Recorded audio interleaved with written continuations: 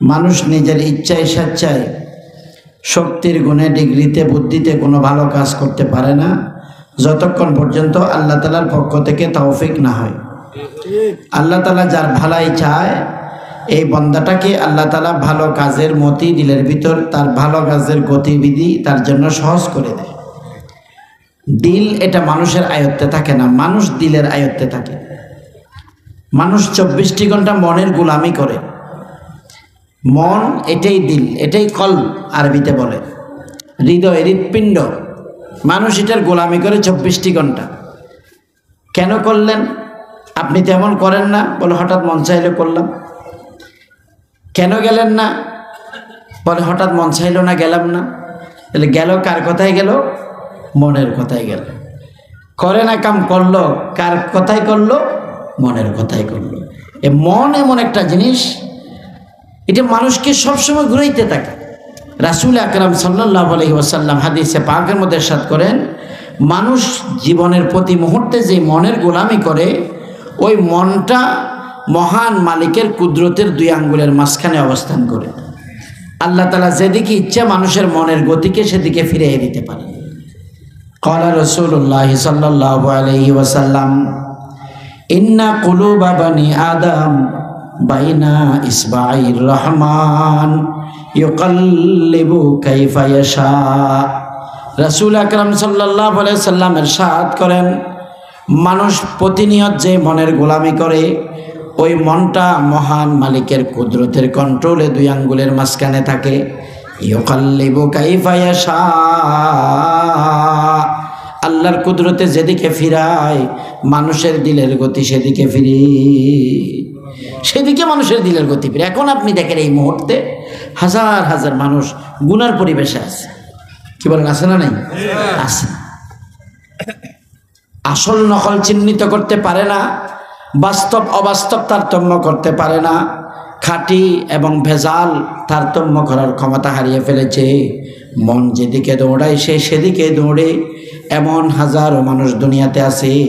আল্লাহ পাক সেই মানুষ থেকে কিছু মানুষকে খুঁজে খুঁজে বাছাই করে করে আখিরাতমুখী চিন্তাধারা দিয়া মানুষের দিলের গতিকে দিনের দিকে ফিরিয়ে দেয়।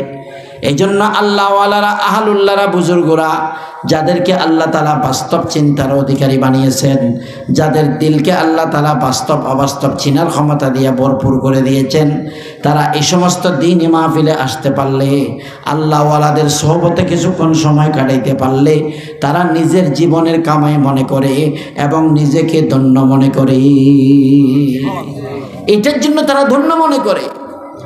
करामत कर दिया जे खिदमत पसंदी बतौफीके सुजूद सर बुलंदी जुबान हमरा बदिक्रे खुद कशादी दिलम राजो किया देखे सदादी। আল্লাহর বান্দারা বসে বসে আল্লাহর দরবারে শুকর করি, পরওয়ারদিগারে আলম রব্বুল আলামিন, আপনি দয়া করেছেন, মায়া করেছেন, হাজার মানুষের কানের মধ্যে গানের মজা দিয়া ইয়ারফোন লাগাই যুবকদেরকে গাছের গোড়ায় গোড়ায় এই শীতের রাত্রির মধ্যে আপনি বসাই রাখছেন। হাজার হাজার মানুষকে আপনি গান শোনার আমেজ দিয়া তাদেরকে সেখানে বিভোর করে রেখেছেন। আপনি আমার কানকে গানের নাফরমানির পরিবেশ থেকে হেফাজত করিয়া জমিরিয়া শামসুল উলুম মাদ্রাসার মাহফিলে আনিয়া সুবহানাল্লাহ আলহামদুলিল্লাহ শোনার পরিবেশই আমার কানটারে দামি বানাইছেন। এই জন্য রক্তের প্রতিটি কণায় কণায় আপনার শুকর করি আলহামদুলিল্লাহ। নিয়ামত চিনছে জবান আমরা বদিক্রে খুদ কশাদি দিলাম রাজো কিয়া দেখে সদাদি। এক একজনের মনের রুচি এক এক জিনিসের ভিতরে আল্লাহ আপনি ঢুকাইয়া দিয়েছেন। এক একজনের কানের রুচি আলাদা, এক একজনের চোখের জুতি আলাদা, চোখের রুচি আলাদা আছে। এক এক জিনিস দেখতে ভালোবাসি। আমাকে আপনি আল্লাহওয়ালাদের চেহারা দেখার রুচি চোখের মধ্যে দান করেছেন। এক একজনের দিলের ভিতরে দুনিয়ার লাভ খুঁজি, আমাকে আপনি আপনার দয়া করে মেহেরবানি করে আখিরাত লাভ সামনে নিয়া দ্বীনি মজলিসে বসার তৌফিক দিয়েছেন। এই জন্য প্রতি পশমের গোড়ায় গোড়ায় শুকর করি আলহামদুলিল্লাহ। নিয়ামতকে নিয়ামত মনে করতে পারা, আসল নকল যতক্ষণ চিহ্নিত করতে পারবো না সারা দুনিয়ার যত রকমের তাবিজ, তোমার যত রকমের ঔষধ, যত রকমের ডাক্তার, কোনো কিছুই আমার জীবনের সমস্যার সমাধান করতে পারবে না, কারণ মূল রহস্য অন্য জায়গায় রয়ে গেছি। শান্তির মালিক একমাত্র লা ইলাহা ইল্লাল্লাহ, লা ইলাহা ইল্লাল্লাহ, লা ইলাহা ইল্লাল্লাহু মুহাম্মাদুর রাসূলুল্লাহ। শান্তির মালিকের সাথে যতক্ষণ যোগাযোগ না হবে, শান্তি দুনিয়ার কোনো জায়গার থেকে আসবে না। টাকার মধ্যে শান্তি নাই, যদি দেখতো সব টাকাওয়ালারাই শান্তি পাইতো। জমি জমার মধ্যে শান্তি নাই, যদি দেখতো শুধু জমিওয়ালারাই শান্তি পাইতো। বিল্ডিং এর জমিদারের মধ্যে শান্তি নাই। বাস্তব জিজ্ঞাসা করেন যে আমার ভাইয়েরা, দোস্ত বাপ, যদি দেখতো তারাই শান্তিতে দেখতো, তারাই শান্তিতে দেখতো। ছেলে সন্তানে গড় ফুরে রয়েছে, ছেলে সন্তানের অভাব নাই, 5 ছেলে 4 মেয়ে, 3 ছেলে 2 মেয়ে, এইরকম এগুলোর মধ্যেও যদি শান্তি দেখতো, তাহলে সারা দুনিয়ার ছেলে সন্তান বলারাই খুশিতে দেখতো, আরামে দেখতো। সবাইকে আরামে আছে ওরা?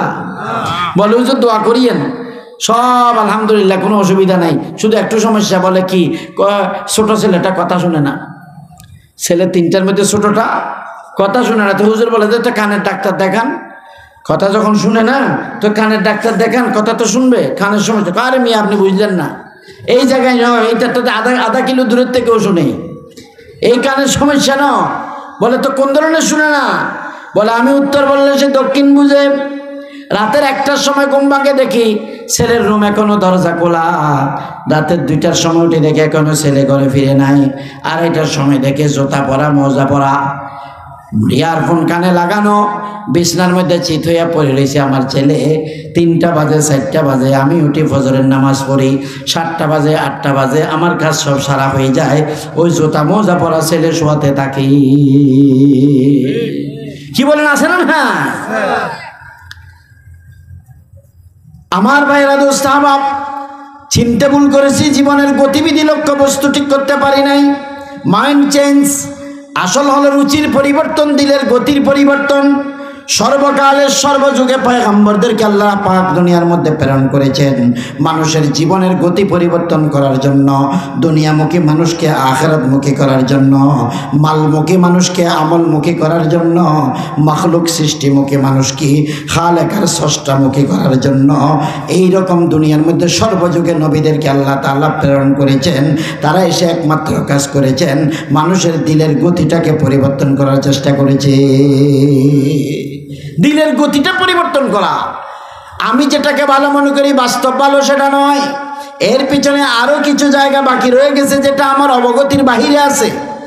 এই জিনিসটা বোঝার জন্য হক্কানি উলামায়ে কেরামের সোহবতে যেতে হয়, আল্লাহওয়ালাদের জোতা সোজা করতে হয়, দ্বীনি মাহফিলের সাথে সম্পর্ক রাখতে হয়, মসজিদ মাদ্রাসার সাথে সম্পর্ক রাখতে হয়। আস্তে আস্তে আস্তে আস্তে বাস্তবে দিলের গতি পরিবর্তন হবে, গতি পরিবর্তন হবে। মুহাম্মদুর রাসূলুল্লাহ সাল্লাল্লাহু আলাইহি ওয়াসাল্লামের আদর্শের সাজে দিল সজ্জিত হয়ে যাবে। সাহাবায়ে কেরামের জীবনের রুচির সাথে আমার জীবনের রুচি মিলে যাবে।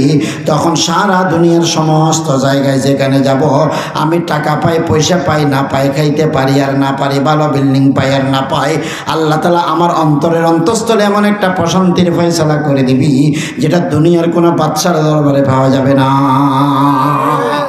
পাওয়া যাবে না। এটা আছে এই সমস্ত জায়গায়।